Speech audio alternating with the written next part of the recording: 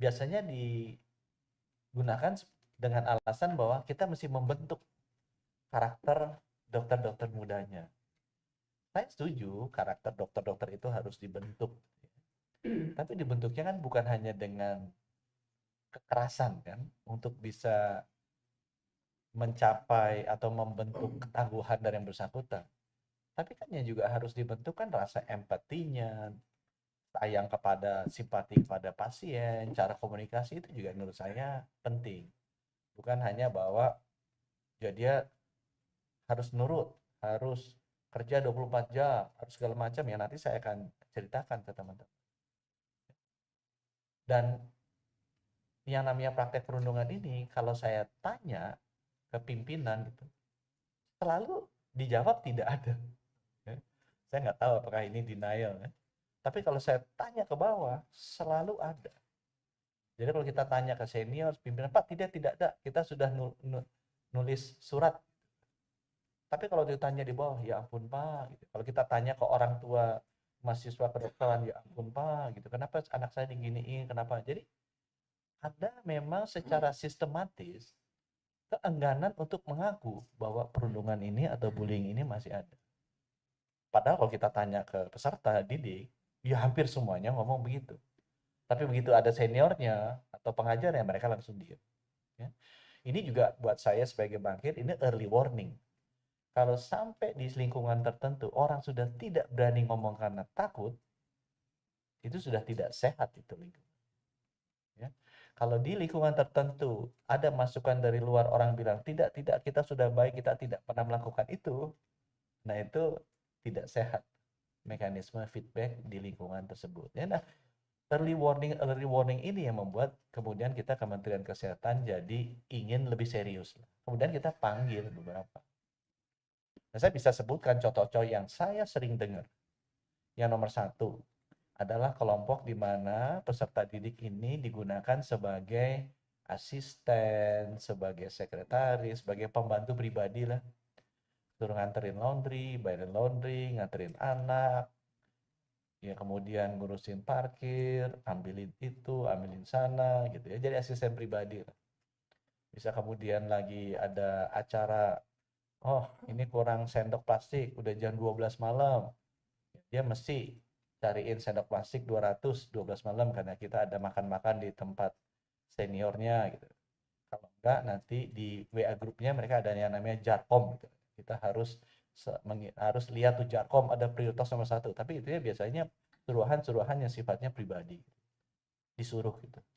Ya perannya lebih bukan bukan untuk mengajar. Gitu ya. Ya mungkin dipakai ini untuk mengajar karakter. Tapi kalau saya lihat isinya Jarkom itu banyak, ada juga sebagian besar yang suruh ini, suruh cari sendok plastik, nyiapin foto, apa segala macam. Nah itu kalau 1 menit, 2 menit nggak dijawab, kemudian dicaci maki, gitu. Kok gini aja nggak bisa? Kamu mampu apa nggak sih? Nah itu kita lihat. Jadi nomor satu itu kelompok di mana peserta didik itu digunakan sebagai pembantu pribadi lah istilahnya. Yang nomor dua, saya juga melihat bahwa peserta didik yang lebih ngeri ini dipakai untuk apa? Kayak pekerja pribadi. Yang paling sering itu nulis tugas. Ini biasanya dari kakak kelas senior nih. Atau juga nulis jurnal, nulis penelitian. Karena ada juniornya, itu sebenarnya tugas buat kakak kelasnya nyuruh junior kerja. Dia neliti. Kalau misalnya mau melanggar etik penelitian, juniornya juga yang disuruh, gitu ya. Jadi akibatnya kasihan juga juniornya, dia harusnya belajar benar-benar untuk memperdalam spesialisasi yang diinginkan. Jadi kemudian suruh ngerjain sebagai apa? Asisten pribadi menyelesaikan tugas-tugas dari seniornya yang tidak ada hubungan dengan kespesialisasian dia kadang-kadang. Gitu ya. Itu. Itu yang saya lihat yang kelompok nomor 2. Kelompok nomor 3 yang saya juga agak terkejut, ini berkaitan dengan uang. Jadi cukup banyak juga junior-junior ini suruh ngumpulin, ada yang jutaan, puluhan juta, ada yang kadang-kadang sampai ratusan juta. Macam-macam nih. Bisa buat nyiapin rumah untuk kumpul-kumpul para senior, kontraknya setahun 50 juta, bagi rata dengan juniornya. Atau Ini kan kalau praktek suka sampai malam, sama rumah sakit dikasih makan malam, tapi makan malamnya nggak enak. Kita maunya makannya makan Jepang. Jadi setiap malam mesti keluarin 5 juta sampai 10 juta untuk seluruhnya mesti makan makanan Jepang. Atau Betul misalnya ya. Ya, dan itu tidak pernah berani disampaikan oleh para juniornya. Nah, akibatnya begitu dia jadi senior, dia melakukan hal yang sama. Nah, ini yang kita melihat, kita ingin putuskan praktek perundungan yang sudah berjalan berpuluh-puluh tahun ini. Karena saya rasa kita harus membangun lingkungan pendidikan yang aman, nyaman, dan kondusif. Apalagi kan pendidikan dokter spesialis, kalau saya bayangkan di luar negeri kan sejak digaji. Kenapa? Karena mereka bekerja. Kalau di sini kenapa nggak digaji ya? Karena dia nggak kerja ya, kerjanya ngambilin Starbucks, mesinin Gojek, ya nyiapin sendok plastik ya. Saya mengerti kenapa jadi nggak kerja. Gitu ya. Saya juga ada beberapa teman yang mengambil spesialisasi di luar negeri, kemudian mengambil spesialisasi di dalam negeri. Ya. Kalau di luar negeri dia bilang ya kerja pak. Kalau dalam negeri kita tahun pertama jadi keset, ini istilah mereka tuh, keset.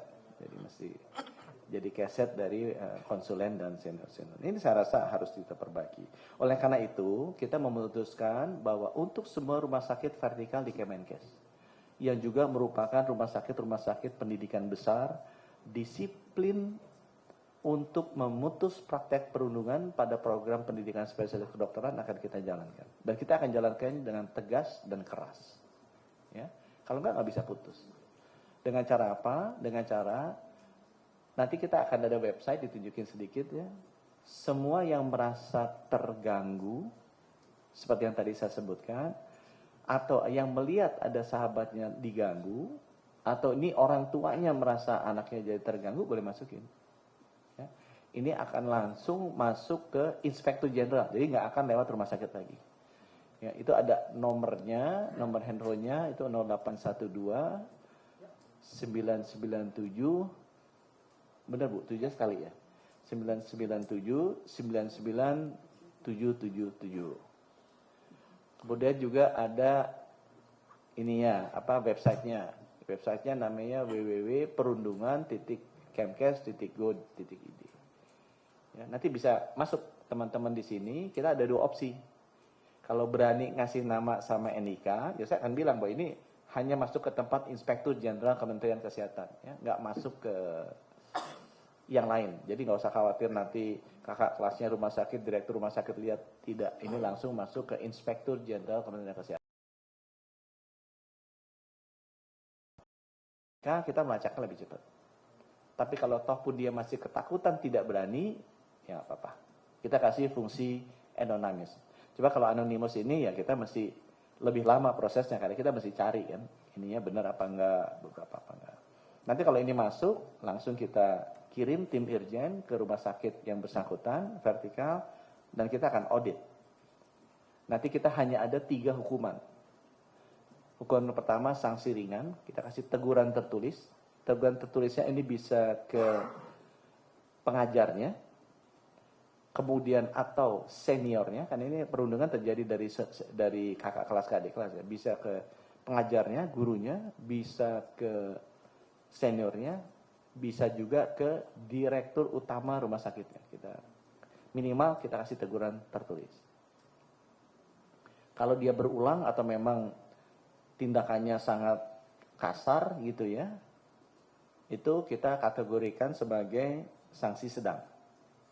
Yang akan kita lakukan adalah skors langsung 3 bulan.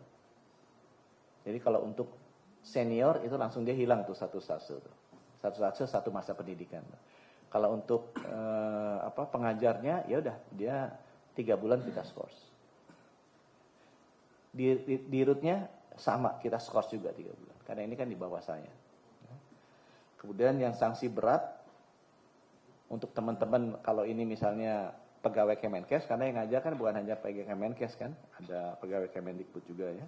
Kalau di pegawai Kemenkes kita akan turunkan satu tingkat pangkatnya selama 12 bulan, kemudian kita bebaskan dari jabatan dan status dia sebagai pengajar.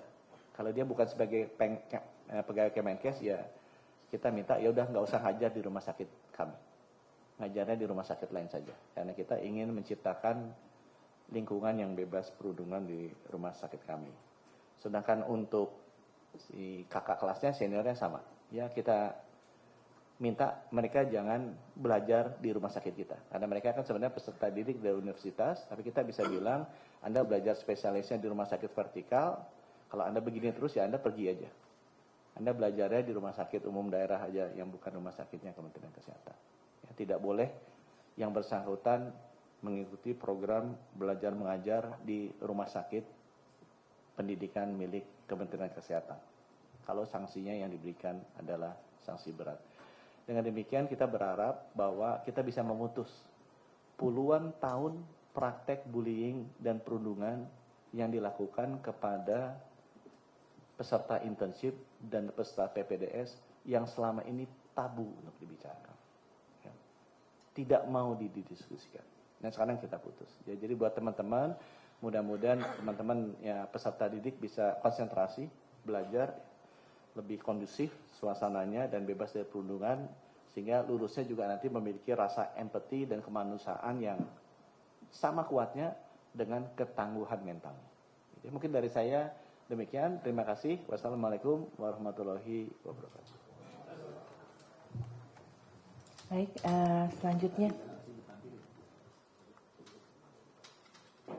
Baik, terima kasih Pak Menteri. Mungkin selanjutnya Bu Irjen ada yang ingin. Baik, terima kasih Bu Nadia. Jadi Bapak Ibu sekalian tadi sudah disampaikan oleh Pak Menkes dua akses pengaduan perundungan ini. Jadi satu melalui website yaitu perundungan.kemkes.go.id dan yang kedua adalah melalui WA yaitu di 0812 997 997 77 ya. Nah, ini sudah insya Allah ini setelah video conference ini kita sudah bisa mulai, jadi kami sudah bisa menerima pengaduan-pengaduan ini. Nah, kedua, tadi yang disampaikan oleh Pak Menteri, bagaimana fungsi di Inspektorat Jenderal ini adalah kita akan melakukan verifikasi ya. Jadi atas pengaduan ini untuk mendapatkan bukti-bukti sebagai dasar kami di dalam menetapkan sanksi. Nanti sanksi ini tentu kami akan memberikan rekomendasi kepada Pak Dirjen Yankes. Nanti penetapan dan pelaksanaan sanksi ini akan dilaksanakan oleh Pak Dirjen Yankes dengan jajarannya. Nah, hal lain yang juga saya ingin sampaikan, bagi pengadu tadi Pak Menteri sudah menyampaikan bahwa nama atau pengadu kami jamin kerahasiaan, ya, namanya. Kemudian kami juga ingin memastikan bahwa pengadu ini juga akan tetap mendapatkan hak atau menyelesaikan, jadi tidak akan diganggu di kemudian hari ya Pak Menteri ya. Mungkin itu yang satu hal yang ini juga nanti kita ingin juga melakukan, Ijen akan melakukan monitoring terhadap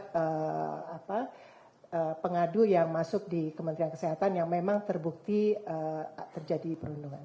Mungkin dari saya demikian, terima kasih. Jadi mungkin saya tambahin sedikit. Nanti peserta ini dalam bentuk inpres ya, instruksi menteri yang akan berlaku per hari ini. Inmen, ya, instruksi menteri ya, bukan inpres, inmen, instruksi menteri kesehatan.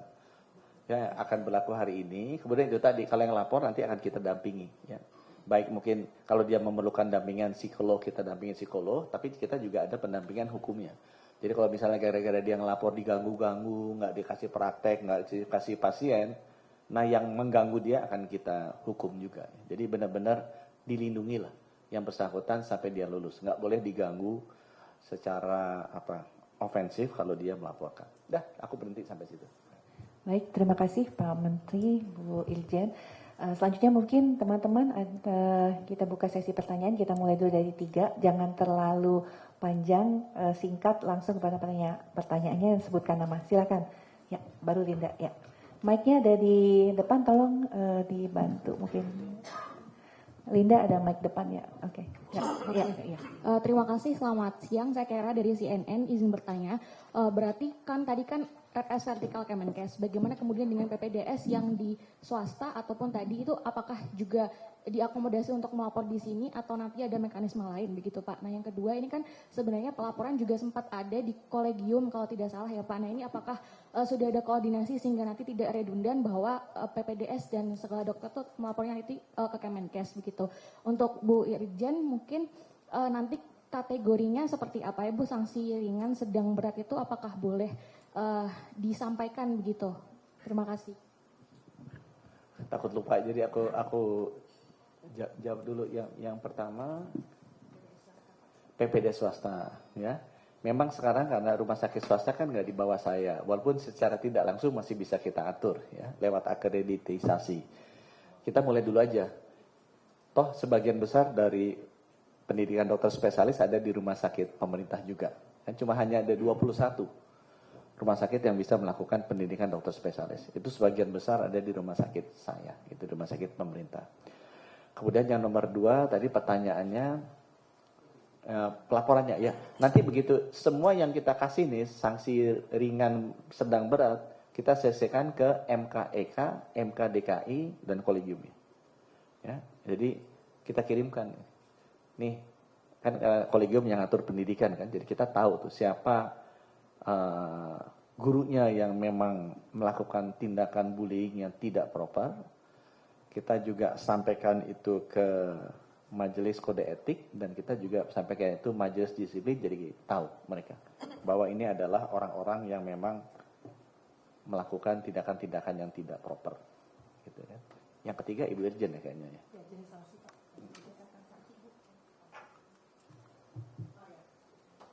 Tadi sudah disampaikan Pak Menteri, jadi sanksinya ada 3 ya, sanksi ringan, sedang, dan berat. Kalau ringan itu berupa teguran, bisa teguran lisan dan tertulis. Tapi kami berharap itu sebetulnya tertulis supaya bisa ada rekam jejaknya ya, gitu ya. Nah, yang kedua adalah scourging, ya. Itu untuk sanksi sedang, scourging selama 3 bulan. Dan yang untuk sanksi berat ini ada bisa penurunan pangkat dan lebih rendah ya.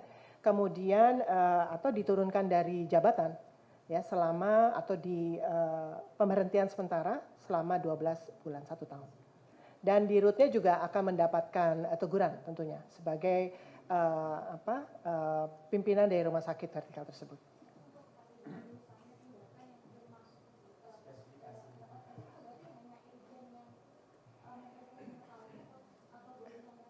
Ya, jadi nanti Inmen ini dilampirkan dengan pedoman ya. Dilampirkan dengan pedoman, itu juga ada jenis-jenis perundungannya. Nah, kami tim akan membuat klasifikasi jenis-jenis perundungan ini masuk ke sanksi seperti apa. Mungkin demikian. Terima kasih. Ya, cukup ya, Linda. Yuk. Selamat siang, saya Linda dari Koran Jawa Pos. Pertanyaan saya ada 3, 2 pertanyaan untuk Pak Menteri. Pertanyaan pertama Bapak terkait dengan kenapa ini hanya diatur untuk dokter Pak? Itu termasuk di RUU yang masih draft yang saya terima kemarin juga ini hanya untuk dokter saja. Kenapa hanya dokter sampai Inmennya ini juga untuk dokter? Kedua Bapak, saya sudah konfirmasi ke UNER maupun UI gitu kan, katanya mereka juga punya aturan sendiri. Jadi dari dekannya sudah mengeluarkan aturan soal bullying seperti ini. Apakah itu tidak efektif Pak kalau menurut Bapak? Ketiga untuk Bu Irjen, ini yang akan melakukan investigasi itu apakah ada tim khusus Ibu atau seperti apa? Terima kasih. Ya, silakan Pak. Yang pertama mengenai ini, apa? Kenapa hanya dokter? Yang kita dengar di situ paling banyak yang terjadinya. Jadi saya tidak mendengar itu di pendidikan bidan perawat itu terjadi. Ya kalau di dokter itu ada Instagramnya, itu PPDS-gram itu bisa dilihat itu banyak sekali. Ya. Dan kita sudah panggil juga, bukannya hanya lihat di IG atau media sosial, kita sudah lakukan Zoom call dengan mereka. Dan confirm bahwa hal itu terjadi. Kita sudah bicara banyak dengan orang tua yang anaknya ambil spesialis. Karena mereka mengeluh ke orang tuanya kan. Beberapa anak menteri kan ambil spesialis ya. Jadi kita dengar sekali ininya. Masukan dari mereka itu seperti apa. Nah, yang kedua, memang sudah ada beberapa perguruan tinggi mengeluarkan ini ya. Ya kita melengkapi dan kita menegaskan. Mungkin kalau perguruan tinggi, ini rumah sakitnya kan rumah sakit saya kan. Mungkin mereka bisa menghukum dosennya mereka. Tapi kalau saya kan ini rumah sakit saya, dirutnya ada di bawah, report ke saya langsung. Yang pengajarnya, konsulennya report ke saya langsung, gitu ya. Kemudian peserta didiknya juga memakai tempat saya kan. Jadi kalau mereka melakukan tidak sesuai, ya kita yang punya rumah, kalau misalnya tamunya tidak sesuai dengan aturan rumah kita, ya kalau memang begitu ya silakan pindah ke rumah lain. Ya aku rasa itu akan lebih kuat pesannya gitu ya. Dan kalau yang kita sebagai punya rumah melihat, oh ini misalnya si pembantu yang bantu rumah kita nggak beres, ya kita bisa langsung kasih hukuman gitu. Kalau mungkin dari perguruan tinggi kan mereka dari luar ya. Saya bisa jauh lebih tegas dibandingkan itu, dan kenapa saya juga lakukan, karenanya itu, kalau saya tanya sampai sekarang sih banyak sekali ya. Komplain-komplain itu masih banyak. Ditulis aturannya sudah banyak, tapi realitas di lapangannya tetap masih banyak sekali dokter-dokter dan dokter spesialis yang merasa bahwa mereka dibully. Okay. Bu Iljen silakan, apakah ada tim khusus? Tim ya benar. Kita kan nanti bentuk tim khusus, tentu tidak hanya terdiri dari Ijen yang sebagian besar adalah auditor, tetapi kami akan juga melibatkan yang pengelola SDM, ya, kemudian hukum, gitu ya, seperti itu. Baik. Pertanyaan ketiga mungkin dari sisi sebelah kanan saya ada? Ya, silakan. Mic-nya digeser, Di, tolong.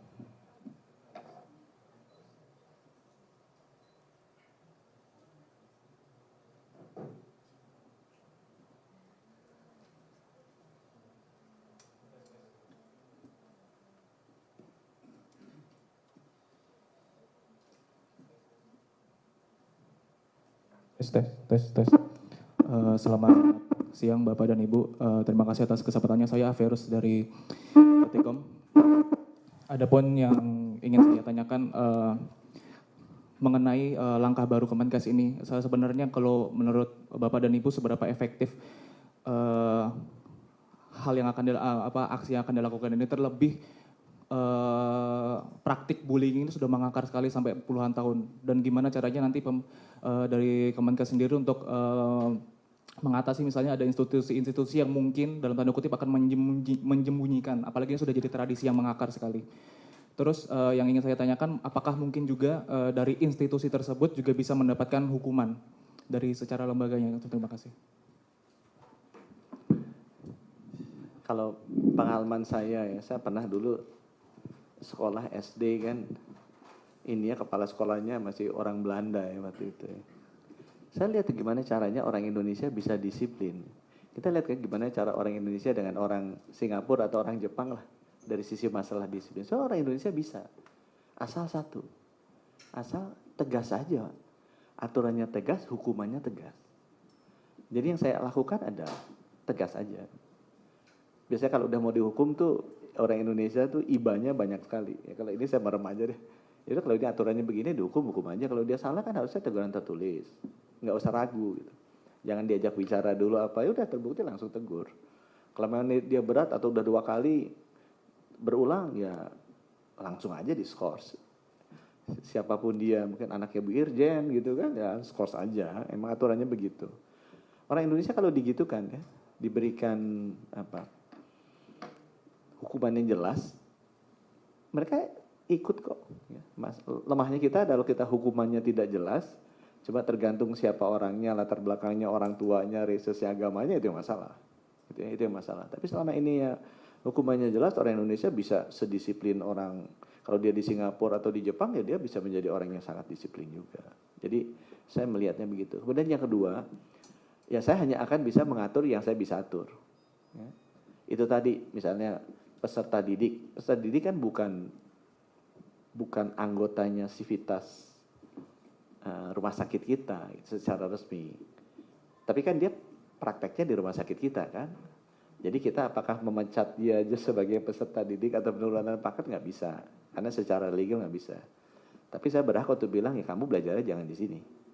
Kamu belajarnya di rumah sakit lain aja. Karena kamu belajar di sini kamu merusak suasana belajar mengajar yang baik dan membuat rumah sakit kita jadi toksik juga, kita nggak mau. Udah aja, cari rumah sakit lain di mana dia bisa belajar dengan practices seperti itu, gitu ya. Jadi kita akan konsentrasi ke rumah sakit pendidikan yang memang dalam kelolaan kita. Mudah-mudahan bisa menjadi contoh buat yang lainnya. Silakan. Ya, baik. Masih ada lagi, teman-teman? Ya, oke, ini terakhir mungkin ya Pak ya. Kalau ya, silakan. Mic-nya tolong Andi geserin di. Andi, tolong. Siang Pak, saya Dini dari IDN Times. Pak Menkes di Undang-Undang Kesehatan sendiri kan untuk tenaga medis ini yang melakukan tindak pidana itu akan melalui majelis dulu. Berarti kalau yang saya tangkap berarti kalau tindak pidana kan misal kriminal atau gimana, apakah itu tetap melalui majelis dulu atau langsung diserahkan ke aparat? Yang berikutnya tentang jaminan rahasia identitas sendiri karena tidak semuanya mau speak up sendiri. Dan kalau misalkan laporan itu masuk ke Irjen, apakah itu ada jaminan bahwa itu tidak bocor? Karena ini kan mengenai tentang takutnya kalau bocor dia juga karena kasihan juga gitu Pak. Terima kasih Pak. Jadi yang kedua ya, karena yang pertama nggak ada hubungannya sama ini ya perundungannya. Tapi yang kedua saya bilang bahwa jaminan itu kita berikan. Bukan hanya jaminan bahwa tidak akan bocor. Jaminan kalau bocor pun, kalau dia sampai ketahuan gitu, dia nggak boleh diganggu. Ya, kalau diganggu, nggak boleh, ganggunya macam-macam, bukan ganggunya dibully lagi, tapi nggak dikasih pasien gitu. Atau lulusnya dijelek-jelekin, itu yang sering saya dengar kan, nggak dikasih pasien, jadi nggak bisa selesai, lulusnya dijelek-jelekin, itu kan nanti kita pasang sistem kan, dengan yang sistem college base ini, pakai logbooknya kita bisa lihat. Kalau orang kemudian nggak dikasih sama seniornya, kita bisa putar atau kita pindahin aja seniornya gitu supaya kita kasih yang ini. Karena rumah sakitnya kan rumah sakitnya kita. Jadi kita akan atur supaya proses pendidikannya bisa berjalan dengan lebih baik ya, tanpa perundungan dan mereka bisa konsentrasi di sana. Kalau yang jawab yang pertama ya, kita akan masukin itu majelis dulu ya. Agar kalau ada tindakan-tindakan pidana masuk ke sana. Cuma saya pengen majelis ini kan mesti dipercaya. Mesti trusted, integritasnya mesti bagus. Jangan ada persepsi ini hanya membela sesama. Itu sekarang persepsi di publik yang jelek itu. Nah saya lihat, saya pengen tiru yang Dewan Pers. Dewan Pers kan majelisnya tuh isinya kalau nggak salah ada wartawan. Ya. Tapi ada sisinya lawannya wartawan kan. Perusahaan medianya ada. Sama kan, dokter sama rumah sakit kan posisinya nggak selalu sama kan. Jadi ada wartawan, ada perusahaan medianya, ada ahli. Ada independen wakil masyarakat. Jadi saya rasa majelis itu supaya kredibilitasnya terjaga, ya masyarakat percaya bahwa mereka akan memberikan keputusannya adil demi masyarakat, bukan adil demi kelompoknya. Itu nanti akan kita mix. Kita akan mix. Jadi kita isi dengan orang putra putri terbaik Indonesia lah, adalah orang-orang Indonesia yang integritasnya diakui. Gitu ya. Kalau dia masuk, nggak bakal lah orang-orang lain wartawan nggak bakal bully dia gitu kan, karena tahu emang track recordnya orang ini hebat. Dah, gitu ya. Terima kasih ya teman-teman ya. Baik, terima kasih Pak Menteri, Bu Irjen, Bapak sekalian. Mau ada satu lagi Pak katanya. Ya, kok ada dua? Cepat ya. Iya, terima kasih. Aku Dini, Pak dari suara.com. Mau tanya mungkin Pak, terkait dengan bukti untuk korban itu sendiri, apakah perlu melampirkan bukti yang kuat dan terpercaya baru akan ditindak atau hanya bisa dengan bercerita? Terus itu kedua, bagaimana jaminan agar si dokter ini bisa praktik karena ada anggapan nanti karena dia pembocor atau ngasih tahu identitas, jadi akhirnya sulit. Ketiga mungkin ada Pak rumah sakit beberapa yang kedapatan mungkin paling banyak kasusnya gitu, rumah sakit mana gitu Pak, vertikal di bawah Kemenkes, mungkin sedikit bocorannya. Terima kasih. Jadi rumah sakit bocoran, aku dengarnya hanya gosip-gosip aja. Kalau nanti kan masukannya formal kan, nanti akan kita jawab lah. Harusnya dalam sebulan 2 bulan ini kita bisa lihat. Yang tadi pertanyaannya pertama, mengenai bukti, yaitu nanti tugas Irjen akan mencari bukti. Bukti itu kan bisa barang bukti gitu ya. Banyak kok beredar itu WA group. Mereka kan ada WA grupnya. Banyak banget di WA group. Saya udah baca juga WA grupnya, istilahnya jarkom gitu kalau di RSCM tuh, Jarkom, itu kelihatan kita bisa baca tuh isinya apa. Ya ada isinya sebagian mengenai pekerjaan dan pendidikan, tapi banyak juga yang isinya bukan pekerjaan dan pendidikan tuh banyak. Nah, itu bisa dilihat. Atau bukti itu juga bisa interview 2 orang, ya kan kita bisa. Ini nanti Ibu Irjen pasti bisa mendapatkan ini ya seperti apa. Dah, terakhir. Tadi mana yang terakhir? Mana tadi? Kok ini. Oh itu masuk yang tadi tuh. Jadi kita akan berikan pendamping baik kalau dia butuhkan secara psikologis atau kalau enggak kita berikan pendamping dari sisi hukumnya. Jadi dia ada mentornya senior di Irjen. Kalau sampai dia dibully ya kita tegur yang nahan dia, yang ngunci dia kita pindahin gitu. Ya, silakan. Oke, izin Pak, saya Prisil dari SCTV Indosiar. Tadi soal bullying sudah jelas, tapi saya mau minta statement soal yang lain sedikit aja Pak. Ini soal undang-undang kesehatan terkait BPJS. Ramai banyak yang ketakutan kalau pekerja di BPJS ini tidak lagi wajib didaftarkan oleh para perusahaan. Nah mungkin boleh diluruskan Pak, termasuk bagaimana sistem yang mungkin ada yang berubah ataupun saat ini jadi rancu gitu di tengah-tengah masyarakat. Yang kedua, ini soal kasus gagal ginjal yang sampai saat ini masih dinanti Pak, soal update putusan sidangnya. Kemudian apakah ada kompensasi yang diberikan perusahaan ataupun yang akan ditanggung oleh pemerintah bagi korban sakit ataupun tewas akibat gagal ginjal akut. Terima kasih. Jadi kalau untuk yang pertama setahu saya sih nggak ada perubahan apa-apa ya. Jadi mungkin sumbernya mesti dicek lagi gitu. Kita nggak ada perubahan apa-apa di urusan BPJS. Untuk yang kedua, ini memang ada pembagian tugas ya. Kalau di Kementerian Kesehatan tugas kita adalah untuk menjamin yang bersangkutan mendapatkan jaminan perawatan kesehatan ya sampai seumur hidup sehingga saya ya. Nah, sampai sembuh atau seumur hidup. Dan itu sudah kita berikan. Jadi kalau dari kita sih tugasnya udah selesai ya. Jaminan perawatan kesehatannya sudah akan kita ganti sesuai dengan ini ya BPJS, sesuai dengan BPJS. Ya. Dah, gitu ya. Baik, cukup ya. Terima kasih banyak Pak Menteri, Bu Irjen, Pak Jubir dan tentunya Pak Direktur serta teman-teman sekalian. Nanti bisa dilihat di instruksi Menteri Dalam Negeri nomor 1351 ya. Instruksi Menteri Dalam Negeri, maaf Pak, Instruksi Menteri Kesehatan, Inmenkes ya Pak. Baik, itu saja mungkin nanti linknya akan kita berikan untuk teman-teman pengutip. Terima kasih banyak. Assalamualaikum warahmatullahi wabarakatuh.